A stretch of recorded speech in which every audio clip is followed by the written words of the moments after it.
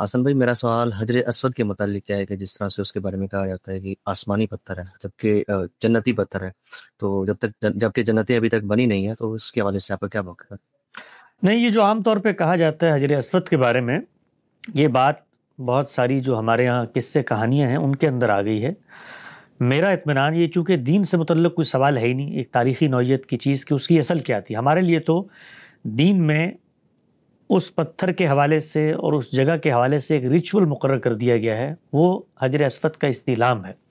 گویا جس وقت آپ حج و عمرہ کرنے جاتے ہیں، اور حج و عمرہ کے بارے میں آپ کو معلوم ہے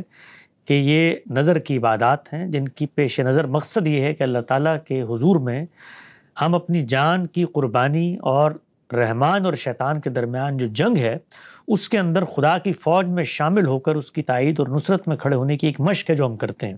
تو وہاں پر ایک ریچول مقرر کر دیا گیا ہے، اور اس کو خدا کے ہاتھ کی علامت بنا کر حجر اسود کا ہم استعلام کرتے ہیں، اس سے اپنی تائید کا اظہار کرتے ہیں۔ تو یہ تو دینی طور پر ایک چیز مقرر کر دی گئی ہے۔ اب وہ جو پتھر وہاں موجود ہے اس کی حقیقت کیا ہے، یہ کوئی دینی بحث نہیں ہے،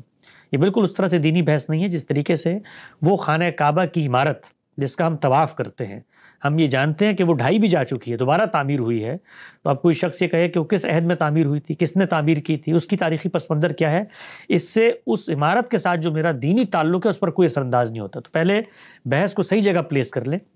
کہ حجر اسود کے بارے میں کہ اس کی اصل کیا ہے، یہ تاریخی بحث ہے۔ اب اس تاریخی بحث میں ایک رجحان جو آپ نے بتایا کہ بالعموم جو لوگ کہتے ہیں کہ جنت کا پتھر ہے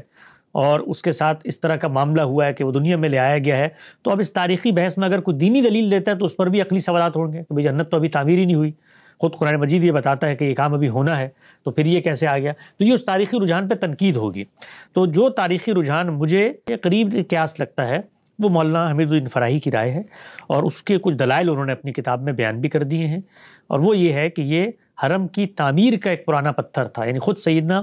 ابراہیم کے بارے میں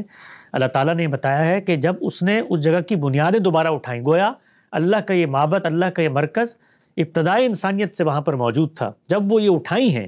تو اٹھانے کے وقت وہاں پر یہ پتھر موجود تھا جو اس کی قدیم تعمیر کا پتھر تھا، اور اس پتھر کو اس کی اس قدیم تعمیر کے پتھر ہونے کی حیثیت سے کہ ابتدائے کعبہ کی تعمیر میں یہ پتھر استعمال ہوا ہے، اس کی ایک تعظیم وہاں پر پیدا ہوئی۔ اور خود اس لٹریچر کو آپ پڑھیں تو اس کے اندر کچھ اس طرح کے اشارات مولانا فراہی نے نقل کی ہیں، کہتی ہے کہ اس پتھر کی ایک اس طرح کی ہسٹوریکل سگنیفیکنس تھی، اور وہاں پر جہاں پر انہوں نے جا کر اپنے بیٹے کو آباد کیا ہے، بنی جرم کا قبیلہ وہاں پر موجود تھا، تو پہلے سے وہاں پر یہ معاملہ چل رہا تھا۔ تو اسی کو سامنے رکھ کر اللہ تعالیٰ نے ایک ریچول مقرر کر دیا، اور اس ریچول کے ساتھ اس دینی سگنیفیکنس کو بھی مانگ کر دیا۔ تو تاریخ کے حوالے سے بظاہر یہ رائے زیادہ بہتر معلوم ہوتی ہے کہ شاید یہ حرم کی قدیم تعمیر ہی کا کوئی پتھر تھا۔